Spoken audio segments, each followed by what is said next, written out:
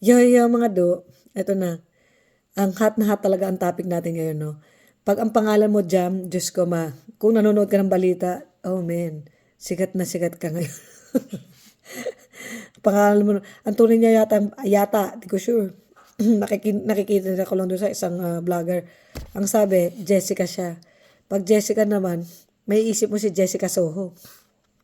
Kasi, yung dating na magaling na newscaster, kaso mukha rin pera, ang naging balita niya, parang chismis na ngayon. Puro, nagpunta ang aming team sa isang bahay na sinasabing may di umano, maligdo. Pugay. Sayang. May mga amo kasi sila kaya wala Si Jessica Soho magaling siyang reporter, pero when it comes on political side, wala. May kinikilingan ka, ma'am. Yun ang masasabi ko. Hindi mo talaga nakikita yung tunay. Hindi mo kayang mag-drop ng tunay na bomb, ika nga. Kaya wala, sige mag-stick ka na lang dun sa mga di umano. Ang nakita ay isang maligno. Kaya Jessica Jam. Oh my God. Jam Maligno. Diyos ko. Sa totoo lang, si Jam Maligno po, isa siyang para sa akin, no? Siya yung mga classmate mo na mga tsaka-tsaka noon. Kasi, nung bata siya, tsaka na talaga siya. Tapos, di siya masyado napapansin. Hanggang tumanda siya, tsaka pa rin siya. Kaya ang endo, naging goal niya, magparito ko ng ilong kasi tingin niya gaganda siya. Pero kung tutusin, ang mali ang retoke niya talaga. Kasi tinan mo, itong mukha ko na to, ganito ko to kalapad kasi naka-close na ako dito sa camera.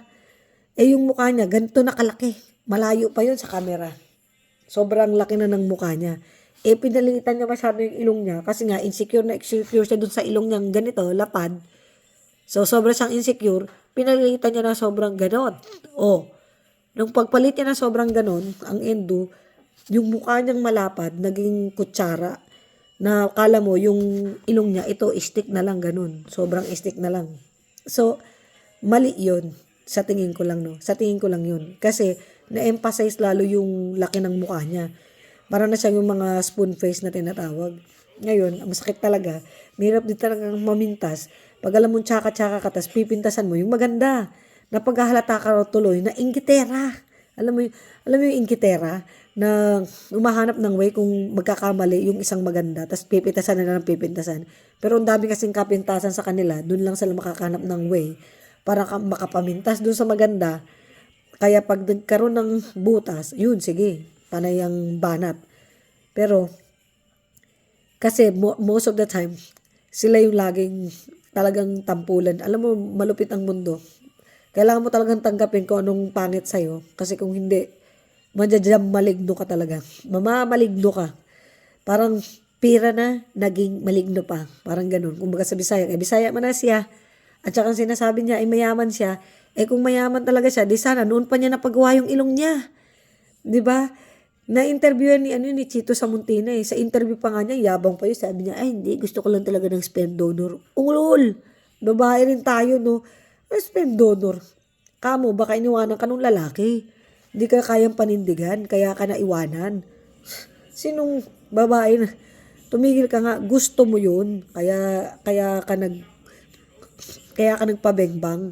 Hindi yung sabihin mo na gusto mo lang ng talagang donor. Ang yabang nga niya dun, sa totoo lang Kala mo kung sino O tingnan mo, kapag tumabi ka doon, mukha ka pa rin maligno ngayon, katutuusin. Tumabi ka pa kay yung sinasabi niya dati na I'm for Sara Duterte. I'm only SDO for Sara Duterte only. Tumabi pa kay Sara Duterte. Kaya nga daw siya nagpa-retoke ng ilong para pag humarap daw siya kay Sara, magandang maganda siya. Pinaghandaan daw to talaga niya yung paghaharap nila ni Sara Duterte. Noon yun, yung sip-sip pa siya. Kaso, nahulugan lang siya ng konting barya ng mga demonyo. Ayun. Ang lola mo, kumanta, bumalik ang dati niyang anyo. Nagiulit siyang palaka. Yun. Nag-isang pirana talaga. Na may tsura niya, mukhang pirana talaga. Bumalik yung dati niyang tunay na Jam Maligno. Kasi yan talaga siya, pirana talaga siya. So parang pirana, banat ng banat kung sinong maghuhulog ng pagkain dun siya. Ganyan yan. Aso yan. Hindi pa nga sa aso. Kasi kumakain siya ng suka, ng kahit anong suka. Yun. So wala kang wala kang kredibilidad. yung mga sinasabi mo dati, wala, hindi. Mukha kang talagang pera. Yun. Hindi lang sa mukha. Sabi na natin, nandoon na tayo. Lahat tayo kailangan natin ng pera. Pero, nako, kahit naman, marami na nga nag-offer sa akin, hindi nga ako pumatol eh. Kasi may prinsipyo ho ako. Maraming nag-offer talaga. Hindi lang talaga ako pumatol. May pride kasi ako eh. Hindi ako dyan maligno. Na kapag hinulugan mo ng jukebox, bubuka ang bulaklak. Yun. Ewan ko kung nung bulaklak yung pinabuka niya. Yun lang yun. Kaya wag kang sabi mo, ay talaki, lang ko naghanap ng sperm donor. Ungas, baka iniwanan ka. Tumigil ka nga dyan, kalandian mo.